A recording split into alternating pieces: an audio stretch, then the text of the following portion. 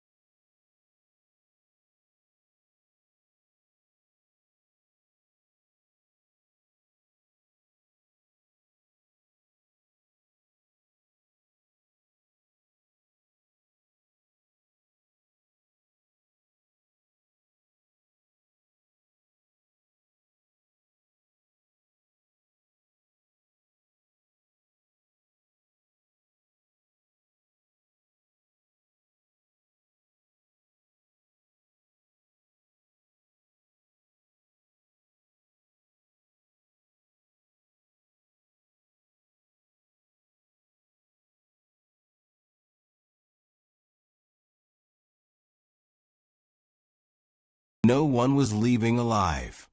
They drove the Lilloods to a deserted road in Greene County, Tennessee, a place so remote that no one would hear the screams.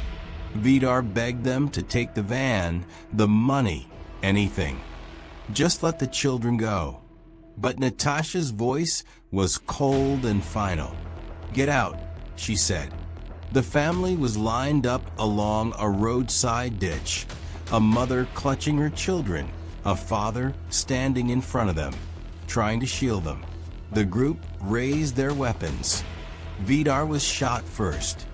Then Delphina. 6-year-old Tabitha tried to run. She was gunned down next. And then there was Peter, just 2 years old, shot twice, left for dead. But against all odds, he survived. Blinded in one eye, his tiny body broken, but alive. The only living witness to the murder of his entire family. After the killings, Natasha's group took the Lilloods van and fled toward Mexico, laughing, smoking, and singing along to the radio as if nothing had happened.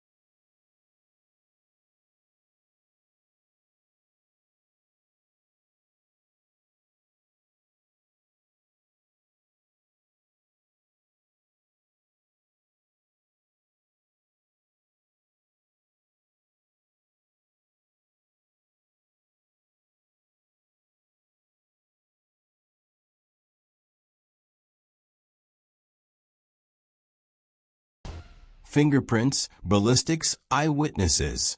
Even baby Peter's survival testified to their guilt. Natasha Cornett and her 5 followers were all sentenced to life in prison without parole. No sympathy, no second chances. As the judge read the sentence, Natasha smiled. The same cold, detached smile that would come to define her legacy. Decades later, Natasha remains imprisoned at the Kentucky Correctional Institution for Women, where she has spent nearly 3 decades behind bars. Some reports say she's found religion. Others say she still clings to the darkness that once defined her. But no matter what she believes now, her name will always be tied to that night, to a dusty Tennessee road, to the screams that faded into silence. It began with an email for chilling words that would echo through one Colorado family's nightmare. "You will pay." Those words weren't from a stranger or an enemy. They came from 18-year-old Isabella Guzman, a young woman whose beauty and eerie calm would one day turn her into a viral sensation. But long before TikTok made her infamous, she was a troubled teen spiraling toward an unthinkable act. This is the true story behind one of the most shocking crimes in modern American history, a daughter's savage murder of her own mother, and the haunting question that still lingers. Was Isabella truly evil or desperately ill? Aurora, Colorado, August 2013. To outsiders, the Guzman Hoy family looked ordinary. Yun Mi Hoy, a hard-working immigrant from South Korea, had built a quiet life in America.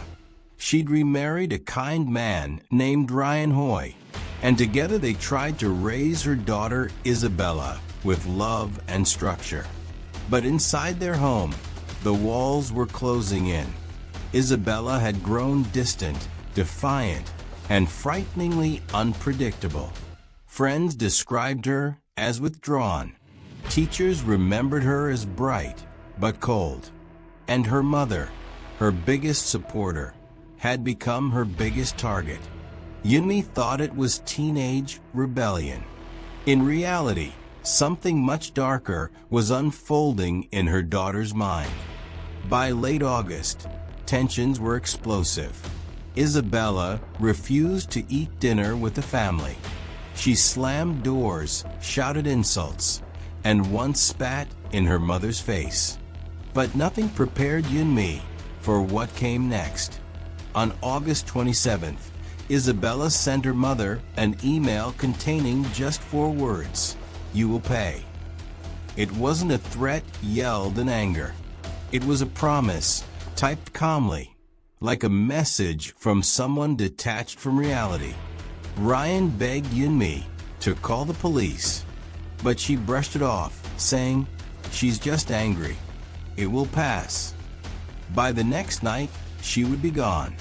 August 28th, 2013. It was a warm, quiet evening. Yunmi had finished work, made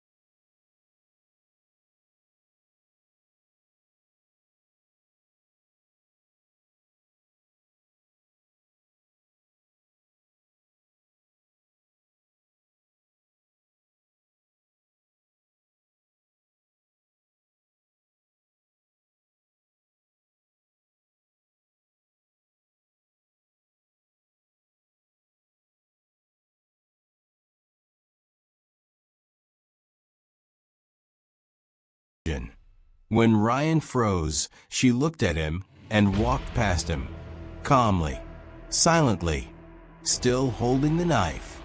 She stepped out of the house into the night, leaving behind a scene so horrifying it would haunt first responders for years. Isabella didn't get far. Within hours, police found her hiding near a relative's home, her clothes stained with her mother's blood. When officers questioned her, she showed no fear, no guilt, no sadness, just a chilling blankness. Detectives quickly learned the truth. This was not a crime of passion. It was premeditated and disturbingly methodical. But something didn't add up. Why did she seem so calm? Why didn't she try to hide the weapon or flee further? And why did she seem detached from reality, as if the world she inhabited was different from everyone else's? In the days that followed, Isabella underwent a battery of psychological tests. The diagnosis shocked everyone. She was suffering from schizophrenia, a severe mental disorder marked by hallucinations, paranoia, and a fractured sense of reality. Doctors testified that Isabella genuinely believed her mother was possessed by evil, that killing her was the only way to save herself. In her mind, it wasn't murder, it was deliverance. This revelation tore the community apart. Some saw a dangerous killer who deserved prison for life. Others saw a broken young woman failed by a system that ignored her cries for help. Years later, Isabella's case resurfaced, not in the courts, but on TikTok. Clips of her courtroom appearances, her eerie stare, her smirk, her emotionless eyes, spread like wildfire. Millions of users turned her into a meme. They called her the beautiful killer, the smiling psycho, even TikTok's most chilling girl. But few knew what those expressions really meant. They weren't arrogance or amusement. They were symptoms of schizophrenia, a mind lost between delusion and reality. Behind every viral clip was a real tragedy. A mother who wanted nothing more than to save her daughter, and a daughter trapped in the chaos of her own mind.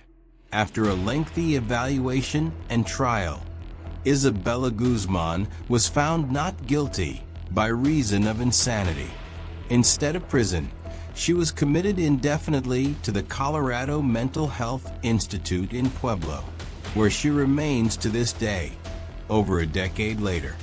There's no set date for her release. Doctors say she's made progress, but the scars of her crime and the memory of her mother linger like a shadow she can never escape.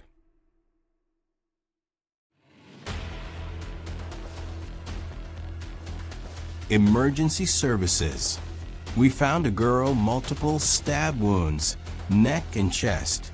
We need urgent medical assistance at Linear Park. Please hurry. Scarlett Jenkinson was only 15 years old, a quiet, polite, and seemingly normal schoolgirl. But beneath her calm exterior lurked something far darker, a fascination with pain, a hunger for control, and a handwritten blueprint for murder. To her teachers at Birchwood Community High School, Scarlett was just another transfer student. Respectful, well-spoken, the kind of teenager who never caused trouble. But behind closed doors, she was building a monster. Scarlett had been spending her nights deep inside the darkest corners of the internet, exploring torture forums, reading about serial killers, and keeping meticulous notes on murder techniques, victim selection, and how to cover her tracks. Her bedroom became a private crime lab, filled with disturbing writings and sketches, a roadmap to her fantasy of becoming a killer.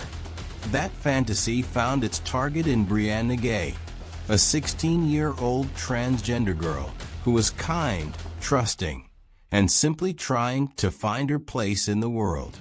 To most, Brianna was vulnerable yet hopeful, someone who radiated light even when life wasn't kind. To Scarlett, she was the perfect victim. Scarlett befriended Brianna, a calculated move. She played the role of confidant and ally, learning her routines, earning her trust. But behind every smile was strategy. Behind every text message, a trap being set. Weeks before the attack, Scarlett had already tried to kill Brianna by slipping her an ibuprofen overdose. When that didn't work, she didn't stop. She simply adjusted her plan. She studied what went wrong and improved her method. February 11th, 2023. Scarlett invited Brianna to hang out with her and another classmate, Eddie Ratcliffe, a boy she had manipulated into joining her plot. She texted Brianna, "Don't bother buying a return bus ticket." That single line, now infamous, revealed just how far ahead Scarlett had planned. She knew Brianna wouldn't be coming home. The trio met near Culcheth Library and walked to Linear Park, a quiet wooded area just outside town. There, far from witnesses or help, Scarlett and Eddie launched a savage, coordinated attack. Brianna was stabbed 28 times, across her head, neck, chest, and back.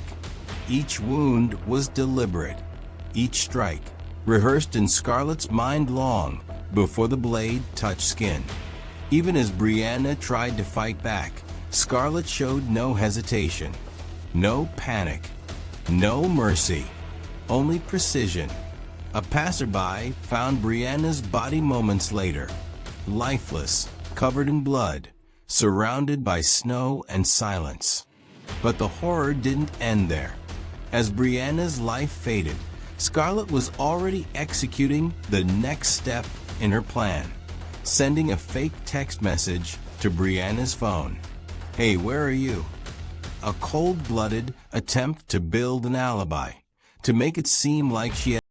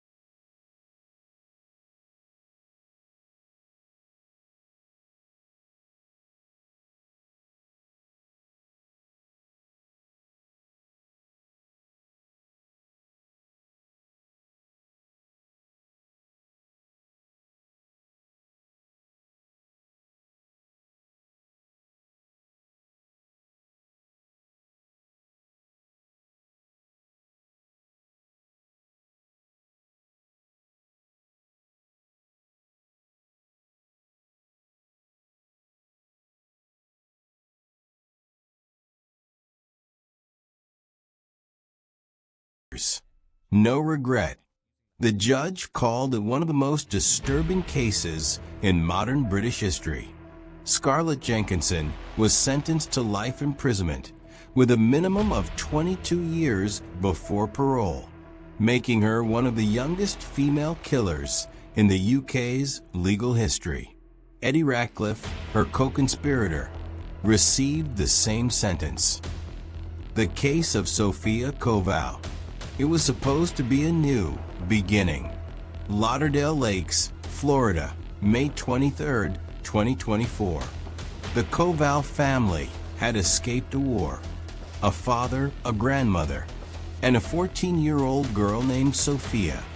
Refugees from Ukraine, trying to rebuild their lives after fleeing chaos and loss.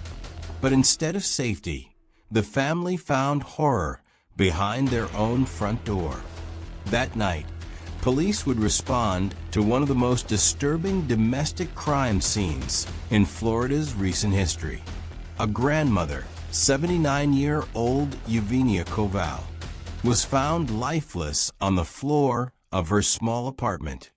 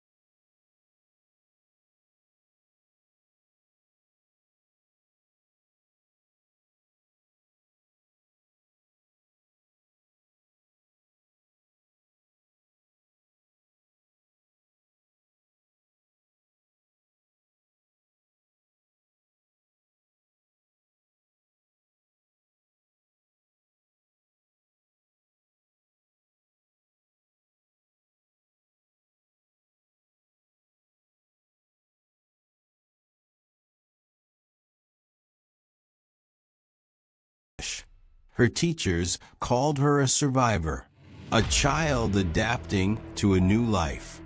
But behind the calm surface, something darker was growing. Sophia struggled with violent outbursts and emotional disconnection. Her father chalked it up to trauma from the war. No one realized they were witnessing something far more dangerous, the early unraveling of a fractured mind. The night of May 23rd began like any other. Sophia's father came home from work exhausted, frustrated. He scolded her for spending too much time on her phone, scrolling through videos, chatting with strangers online. When she shouted back, he confiscated the device. A normal punishment. But for Sophia, it was the final spark in a storm already brewing inside her. Her father left for a short visit to a friend's apartment, leaving Sophia alone with her grandmother, Yevgenia, a frail woman with kind eyes and a lifetime of survival etched across her face.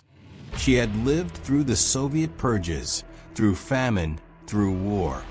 She thought she had seen every form of cruelty the world could offer. But she never imagined the last face she'd see would be her granddaughter's, twisted in anger. What happened next lasted just over an hour. By the time her father returned home, his mother was lying motionless on the floor. Sophia's small hands were bloodied, the apartment silent. When the paramedics arrived, it was too late. The bruises told the story. The 79-year-old had been beaten repeatedly, with a force no one believed a teenage girl could unleash. And yet, Sophia showed no fear, no confusion, no remorse, just a chilling calm. In the interrogation room, detectives asked Sophia the same question over and over. Why? Her answer never changed. She was already dying. I helped her die. At first, investigators thought she meant mercy, that she believed her grandmother was suffering. But as questioning continued, her tone revealed something far colder. Sophia didn't cry. She didn't fidget. She didn't ask to see her father. She simply stared ahead, detached, as if the act of killing was something necessary, even logical. Detectives would later describe her demeanor as emotionally blank, like she wasn't fully there. Forensic psychologists were called in. Some suspected severe post-traumatic stress, mixed with early-onset psychosis or a dissociative disorder. Others believed she might have developed callous unemotional traits, the clinical markers of a budding sociopath. But whatever label professionals tried to attach, the outcome was undeniable. A fragile refugee family, shattered beyond repair. The small Ukrainian community in Lauderdale Lakes was devastated. Many of them had escaped similar horrors: the war, the separation, the trauma of rebuilding in a foreign land. They had raised money to help families like the Kovals find stability. And now, one of her own had committed the unthinkable. As word spread, debates erupted. Was Sophia a monster or a victim of untreated trauma? Local schools began re-evaluating how they approached refugee mental health. Officials admitted there were gaps in counseling, no consistent psychological screening, and limited resources for children like Sophia, who had seen too much too young. When Sophia appeared in court wearing a detention uniform and holding a small prayer book, the contrast was surreal. She looked like a child, but the crime she was accused of was anything but childish. Through an interpreter, she whispered her name as the judge read the charge: second-degree murder.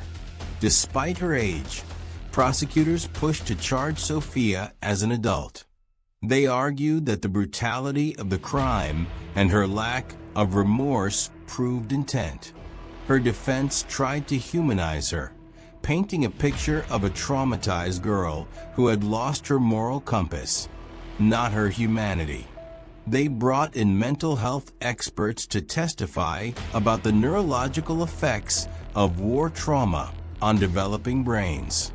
But the prosecution was relentless. They showed crime scene photos, the bruises, the blood, and repeated Sophia's own words. She was already dying. I helped her die. The courtroom fell silent. Even the interpreter paused mid-sentence, visibly shaken. After weeks of hearings, the decision came down. Sophia would spend 3 years in juvenile detention, followed by deportation to Ukraine once she turned 18. The ruling outraged victim advocates. How does someone beat a 79-year-old woman to death and walk free in 3 years? One activist said outside the courthouse. But others argued it was mercy, that Sophia didn't need a lifetime behind bars. She needed treatment. Justice, in this case, seemed impossible to define. Her father, the man who had sacrificed everything to bring his family to safety, could only sit in silence as his daughter was led away, a child he no longer recognized. The story of Sophia Koval forces us to confront an uncomfortable truth.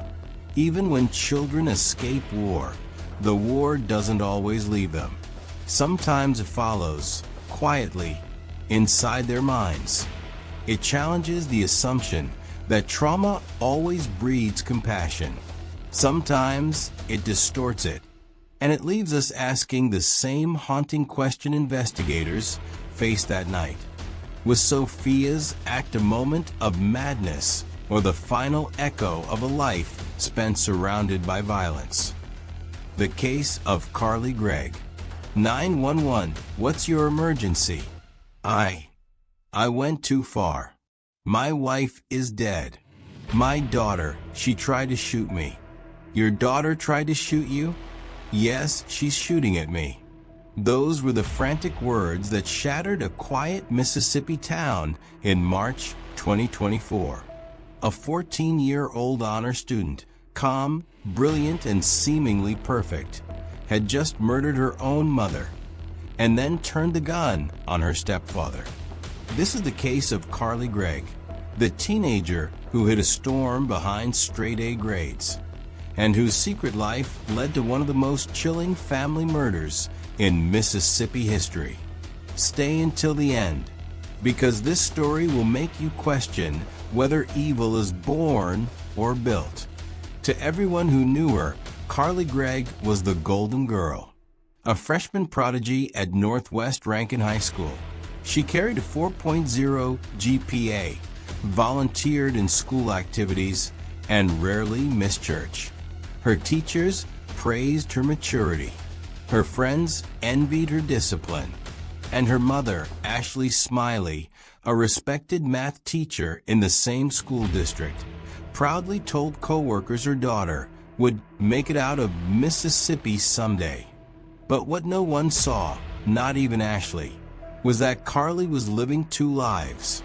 One, a carefully curated world of good grades and obedience. The other, a secret existence of rebellion, hidden messages, and quiet defiance.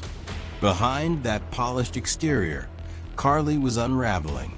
As early as age 13, Carly had begun sneaking out at night, experimenting with marijuana, and keeping company with older teens online. To most parents, it might seem like ordinary teenage curiosity. But for Carly, it was a double life that felt impossible to maintain. She lived in constant fear of disappointing her mother, a woman known for strict discipline and moral clarity. Ashley wasn't cruel. She was firm, a believer that choices have consequences. But Carly saw consequences as cages. She felt trapped, suffocated by expectations she no longer believed she could live up to. When Ashley found a small bag of marijuana hidden in her daughter's room, that fragile wall of lies finally cracked. And what began as a simple confrontation became a trigger for something no one could have imagined.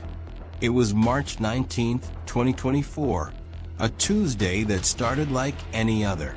Carly attended classes, smiled at her friends, and turned in a history assignment that morning, earning an A.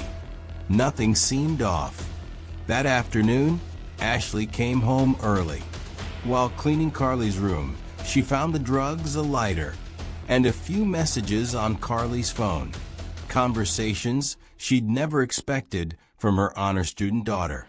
When Carly walked through the door minutes later, Ashley confronted her. The argument that followed was sharp, emotional, but not violent, at least at first. Neighbors would later recall hearing muffled shouting, then silence. By the time Ashley turned her back, Carly's mind had already crossed a line she could never uncross. At 2:47 p.m., security footage from a family's home captured something almost impossible to believe. Carly, calm and expressionless, walked down the hallway toward her parents' bedroom. A gun, her stepfather's, was tucked behind her back. There was no hesitation in her step, no trembling hands, just quiet, methodical movement. Ashley Smiley, 41 years old, was sitting at her desk grading papers when Carly raised the gun. 3 shots, 2 to the face, 1 to the chin. Instant, precise. The girl who had once helped her mother correct students' math tests had executed her in cold blood. And what Carly did next chilled investigators to their core. Instead of fleeing or calling for help, Carly calmly placed the gun down, picked up her phone, and began texting. The footage showed her scrolling through social media, even smiling. Then she sent a message to a classmate. "Want to come over? You ever seen a dead body before?" Minutes later, her unsuspecting friend arrived. Carly led her to her mother's body and stared at it like she was showing off an art project. Her friend screamed, ran from the house, and called 911. Carly? She didn't chase her. She didn't panic. She simply sat down and waited, as if she'd done nothing wrong. It wasn't until the front door opened again that Carly lifted the gun once more. Heath Smiley, Carly's stepfather, had just returned home from work. He had no idea that his wife was dead or that his stepdaughter was waiting for him with his own firearm. The second he walked in, Carly fired. The bullet hit his shoulder, spinning him back toward the door. Heath lunged forward, wresting the gun from her hands. In that moment, he realized the truth no parent or step-parent ever wants to face. The teenager he had helped raise had tried to kill them both. Bleeding and shaking, Heath managed to call 911. His words, those same ones that opened this story, would haunt dispatchers for months. "I went too far away. I don't know what happened. My wife is dead. My daughter tried to shoot me." When police arrived, Carly was sitting cross-legged on the living room floor. No tears, no fear, no visible shock. Officers described her demeanor as eerily calm, almost detached from reality. When asked why she killed her mother, Carly looked at the detective and said, "She was going to ruin everything. She was going to take my life away." Her words painted the portrait of a teenager consumed by control, a mind that saw punishment as annihilation. Investigators recovered security footage, phone logs, and the text message sent to her friend. The evidence was airtight. This wasn't a crime of passion. It was premeditated execution. In court, the contrast between Carly's age and her crime was impossible to ignore. A small girl in oversized prison clothes, accused of killing the woman who raised her. The prosecution played the footage for the jury. The silence in the courtroom was suffocating. Even the judge looked shaken as the final shot echoed from the video speakers. The defense argued that Carly was under mental distress, that recent medication changes had altered her perception and control. They painted her as a confused child, not a killer. But the prosecution countered with facts: her calm pacing, her steady aim, her lack of panic. This wasn't confusion. This was control. It took the jury 2 hours to reach a verdict: guilty of first-degree murder and attempted murder. At sentencing, Carly finally cried. Not when the evidence was shown. Not when her stepfather testified. Only when she heard the words, "Life in prison," without the possibility of parole. She was just 14 years old, one of the youngest in Mississippi history to ever receive such a sentence. Her final words in court were barely a whisper. "I didn't mean for it to go that far." But by then, it had gone far beyond anything she could undo. They say monsters are born from trauma. But what if the real monster is the one who creates it, word by word, lie by lie? In 2007, a quiet suburban home in Colorado would become the scene of a horror so twisted, so psychologically chilling, that it blurred the line between victim and predator. A 15-year-old girl named Tess Dam didn't wield the knife that took her mother's life, but she might as well have. This is the story of manipulation, obsession, and betrayal. How one teenager weaponized love and loyalty to orchestrate a murder so cold, it still divides the public nearly 2 decades later. Stay with me to the end, because what happened after the crime is even more shocking than the murder itself. Long before the stabbing, Tess Dam had learned how to control a room, not through violence, but through emotion. At just 15, she knew how to craft a story that pulled people in, a story that made them feel sorry for her, and ultimately, a story that would make someone kill for her. In her small Colorado town, Tess appeared like any other teenage girl, blonde hair, soft voice, shy smile. But beneath that innocent exterior, there was calculation, a hunger for control. Her target? Her mother, Linda Dam, a hard-working single mom doing her best to raise a rebellious daughter after years of financial struggle and heartbreak. Linda wasn't perfect. She was strict, tired, and overwhelmed. But she loved her daughter. Her friends described her as warm, patient, and trying her best. To Tess, though, her mother wasn't a guardian. She was a jailer. And in Tess's mind, the only way to be free was to make Linda disappear. Tess began small, whispering to classmates about how cruel her mom was. Then, the stories grew darker, more elaborate. She claimed Linda hit her, locked her in her room, screamed for hours. None of it was true, but Tess was convincing. When she met Brian Grove, a 17-year-old boy with a kind heart and a fragile sense of confidence, she saw her opportunity. Brian was the type who would do anything for the girl he loved. Tess saw that, and she exploited it. She painted herself as a trapped, terrified daughter, a victim of an abusive mother who might kill her one day. The more she lied, the more Brian believed he was saving her. And when she finally whispered, "I wish you were dead," Brian didn't hear her crime. He heard a cry for help. For months, Tess planted seeds, subtle suggestions that slowly became commands. She told Brian where Linda slept, what time she went to bed, and even left the back door unlocked just in case. But Tess wasn't reckless. She was strategic. She involved another teenager, Jared Smith, to drive the getaway car, ensuring she could control every part of the plan without ever touching the weapon. To Brian, it was simple. He was saving Tess. To Tess, it was simple. Brian was her weapon.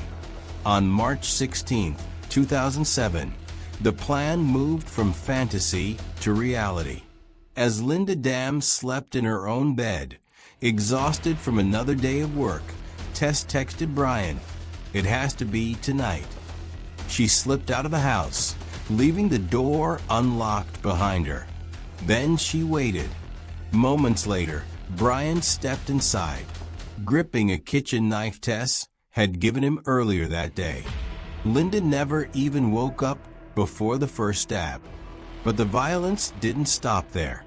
Brian stabbed her 18 times, a level of rage that wasn't his own, but Tess's, carefully implanted into his mind. When it was over, the house fell silent, except for the slow dripping of blood onto the carpet. Tess didn't panic. She didn't cry. She and Brian wrapped Linda's body in plastic and shoved it into the trunk of her own car. Then, while her mother's corpse decomposed just meters away, Tess did something unthinkable. She threw a party. For days, she invited friends over, acting carefree and normal while the smell of decay filled the air. It wasn't until a friend, disturbed by the odor, tipped off police that the truth began to unravel. When investigators opened the trunk, they found Linda's body, barely recognizable, surrounded by the evidence of her daughter's betrayal. At first, Tess played the role of the grieving victim flawlessly. She sobbed, denied everything, and pointed fingers at strangers who must have broken in. But when detectives found her text messages and Brian's confession, the mask fell apart. The trial revealed a side of Tess that terrified even seasoned detectives. She was cold, articulate, and eerily calm. No emotion, no remorse. Prosecutors described her as a master manipulator in a child's body. Brian Grove confessed fully, telling the court how Tess had made him believe he was saving her life. He wept. She didn't. Despite overwhelming evidence, Tess's defense claimed she was the real victim, that her mother had emotionally abused her, and that she had been traumatized into manipulation. But the jury saw the truth. Tess Dam wasn't a broken child. She was a predator who weaponized innocence. In 2008, Tess pleaded guilty to second-degree murder,